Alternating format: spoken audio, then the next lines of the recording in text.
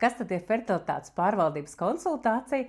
Tā ir brīnišķīga iespēja individuāla konsultācija vai nu klātienē vai tiešsaistē, kur mēs varētu kopā izrunāt un jūs varētu iemācīties, kā atpazīt auglības biomarķierus. Tas tā izklausās ļoti gudri, bet īstenībā to, kas notiek jūsu ciklā.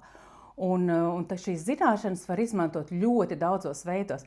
Pirmkārt arī lai plānotu bērniņa ieņemšanu, lai noteiktu, kuras ir visauglīgākās dienas ciklā, otrkārt, lai vispār saprastu, kas notiek sievietes ciklā, vai tur viss ir kārtībā, vai ar hormonu aina ir lieliska, vai mums šie biomarķieri ir tieši tik daudz, lai mēs varētu ieņemt bērniņu.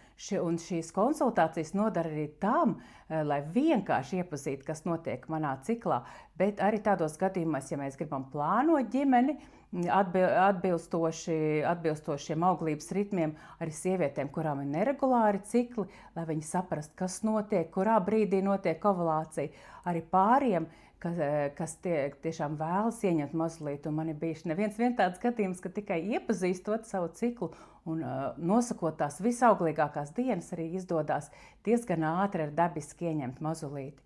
Un arī sievietēm pēc 35, kas plāno pirmo bērniņu, arī noteikti būtu svarīgi saprast savu auglību, saprast, kas notiek viņa ciklā. Tāpat arī sievietēm pēc dzemdībām, arī lai nebūtu bailes, lai būtu pilnīgi skaidrs, kāda potenciāli man varētu atjaunoties auglība, kurās dienās es varētu ieņemt mazliet, vai kuras dienas ir pārliecinoši neauglīgas. Un šīs zināšanas ir tās, kas mums var ļoti daudz ko dot, lai mēs justos brīnišķīgi gan kā sievietes, lai mēs saprastu, vai pirmkārt, vai viss mums ir kārtībā un priecātos par savu auglību.